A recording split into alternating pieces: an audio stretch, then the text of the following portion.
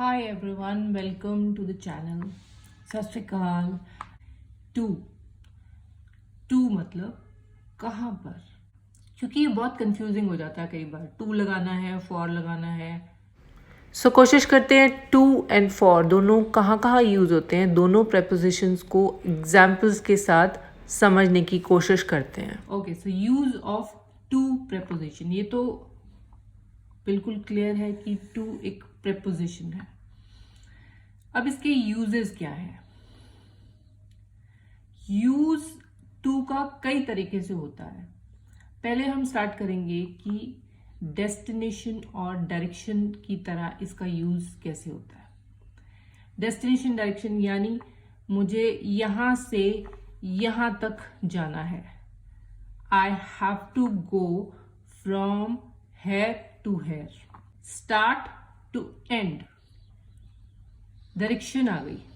Destination है from this side to this side. वो direction और डेस्टिनेशन की तरह यूज करते हैं. उसके कुछ एग्जांपल्स देखते हैं. Chintu will you go to park today. Chintu से पूछ रहे हैं कि चिंटू तुम पार्क जाओगे. To park. The dog ran to him. Dog उसकी तरफ भागा. अब यहां पे भी डायरेक्शन है. पार्क की तरफ जाओगे, अपने डेस्टिनेशन की तरफ. पार्क है, पार्क एक डेस्टिनेशन है. The dog ran to him एक डायरेक्शन हो गई कि उसकी तरफ भागा. डॉग उसकी तरफ भागा. Yes this metro goes to CP Connaught Place. और this train goes to Amritsar. ये एक बहुत बेसिक सेंटेंस है, यूज करते हैं हम. किसी से पूछ लेते हैं कि does this train go to Amritsar. Dog ran to him. Chintu will go to park today. अब इसमें पार्क एक डेस्टिनेशन हो गई. The dog ran to him ये एक डायरेक्शन हो गई. This metro goes to CP ये अगेन डेस्टिनेशन हो गई. ठीक है. जब वर्ब लग के पर्पस सामने आता है तो यूज होता है. Like he worked hard to achieve his goal. He did everything to make this work. Learning language to communicate. इन तीनों सेंटेंसेस में एक पर्पस है, एक काम है, एक क्रिया है. वर्ब है, क्रिया. ठीक है. वो अचीव करने की कोशिश कर रहे हैं. तो he worked hard to achieve his goal. He did everything to make this work. उसने सब कोशिश करी कि ये रिलेशनशिप वर्क कर जाए. उसने पूरी कोशिश करी. Learning language to communicate. कोई भी लैंग्वेज सीख रहे हैं, इंग्लिश सीख रहे हैं, हिंदी सीख रहे हैं, फ्रेंच सीख रहे हैं, तो कम्युनिकेट करने के लिए ये वर्ब आ गया कम्युनिकेट. और इसके लिए क्या सीखा जा रहा है, लैंग्वेज. तो यहां इन तीनों में टू का इस्तेमाल हो गया. अगली चीज पे जिसका इसका इस्तेमाल होता है वो होता है एडजेक्टिव. बिहेवियरल एडजेक्टिव जो हम यूज करते हैं. Be careful. Try to be very polite at your office. जब कोई ऑफिस पहली बार जा रहा है तो एज अ पेरेंट या as a guide, as a teacher आप उसको बोल रहे हो कि बी केयरफुल, ध्यान रखना. Try to be very polite at your office. अपने ऑफिस में पहली बार जा रहे हो तो अभी कोशिश करना कि पोलाइटली सबके साथ रहना. To be very polite at your office. Try to be. I am very grateful to God for this beautiful life. वो कहते हैं ना, भगवान का शुक्र करना चाहिए कि बाबा जी ने हमें इतनी अच्छी जिंदगी दी है. या शुक्राना करने के लिए तो हम हमेशा बोलेंगे I am very grateful to God for this beautiful life. उसके बाद नेक्स्ट आएगा teacher is very nice to her students. Again ये एक एडजेक्टिव है. जैसे नाइस हो गया, गुड हो गया, ग्रेटफुल हो गया, पोलाइट हो गया.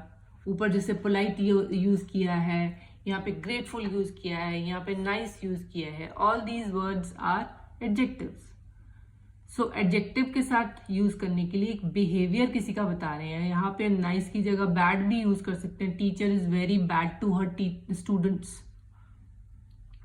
तो अगर बैड यूज करेंगे तो भी टू ही आएगा, क्योंकि again this is an adjective, a behavioural adjective. Next पे आते हैं.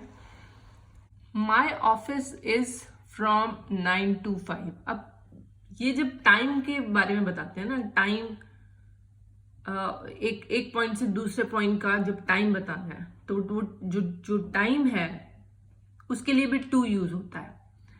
Like my office is from 9 to 5 और 9 AM to 5 AM. मेरा दफ्तर सुबह 9 बजे से शाम के 5 बजे तक होता है. तो यहां पे भी टू आएगा क्योंकि टाइम बता रहे हैं. I study English weekly. Weekly पढ़ता हूं मैं English. Monday to Friday. I study English Monday to Friday, ये भी बोल सकते हैं. Supermarket is open every day. That is from Monday to Sunday. और supermarket is open from 10 AM to 10 PM. वक्त बताने की एक पॉइंट से दूसरे टाइम वक्त का शुरुआत से आखिर तक का वक्त बता रहे हैं, उसके बीच में भी टू आएगा. My office is from 9 AM to 5 PM. I study English weekly Monday to Friday. Supermarket is open every day, that is Monday to Sunday. और supermarket is open from 10 AM to 10 PM. For is a preposition, we all know this. अब again इसके uses क्या है, कैसे कैसे कहां use होता है. पहले तो बेनिफिट और ड्रॉबैक के लिए हम यूज करते हैं. किसी चीज का बेनिफिट बताना है हमने. Exercise is good for your body. Green tea is great for our immune system.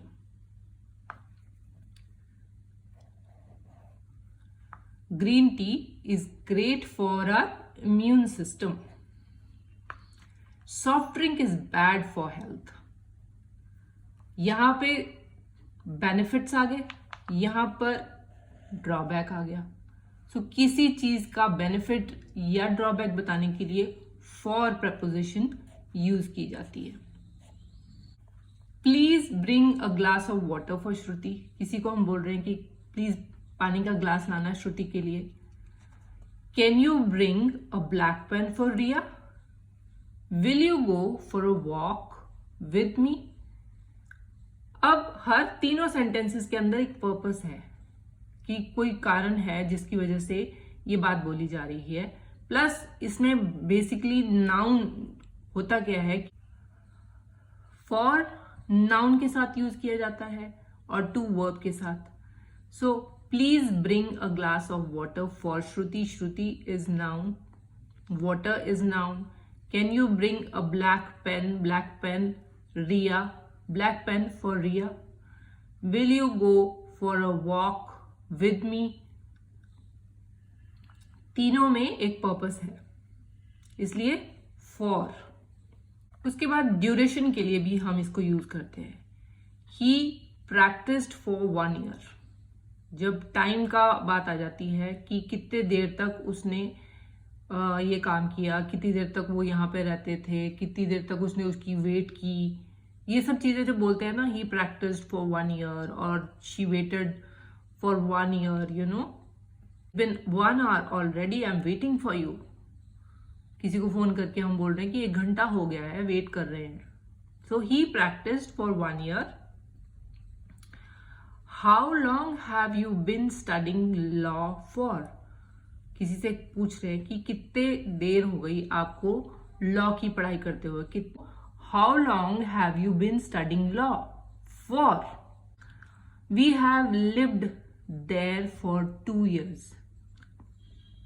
किसी जगह के बारे में अगर बात हो रही है तो उनको हम बता रहे हैं कि we have lived there for 2 years. अब तीनों में फॉर यूज हुआ है ड्यूरेशन बताने के लिए. उसके बाद नेक्स्ट, हेल्प अगर किसी की करनी है तो भी फॉर इस्तेमाल होता है। I cooked food for my uncle, uncle की हेल्प करने के लिए खाना बनाया, तो I cooked food for my uncle. I need to collect medicine for my दादी और for my grandmother, for my grandfather. Hey can you grab coffee mug from the table for me, कि coffee का मग वो table पे छोड़ दिया है और आप इधर काम कर रहे हैं, तो आपके साथ में जो है उनसे बोलेंगे hey can you grab coffee mug from that table for me, for me. अब यहाँ पे भी फॉर यूज हुआ है। उसके बाद किसी चीज की फंक्शनिंग बतानी है, किसी चीज का फीचर बताना है हमने, कि ये जैसे ये मशीन है, इसका काम है सफाई करना। So this machine is used for cleaning the floor. किसी चीज के फीचर्स बता रहे हैं, किसी चीज की फंक्शनिंग बता रहे हैं कि इस मशीन का काम क्या है। This chopping board is used for chopping vegetables. फिर फॉर आ गया क्योंकि वो चॉपिंग टेबल का फंक्शन बता रहे हैं, ठीक है। This building is used for functions like birthdays, weddings etcetera. This building is used for functions, ये बिल्डिंग का इस्तेमाल फंक्शंस के लिए यूज किया जाता है। तो इसका इस्तेमाल, इसका फंक्शन, इसका इस बिल्डिंग का जो फीचर है, ये रहने के लिए नहीं बनी हुई है, ये फंक्शंस के लिए ही बैंक्वेट हॉल बना है, या ये बिल्डिंग फंक्शंस के लिए ही बनाई हुई है। सो इसलिए this building is used for functions only. Hope you clear with the concept and keep watching, keep learning. Good luck.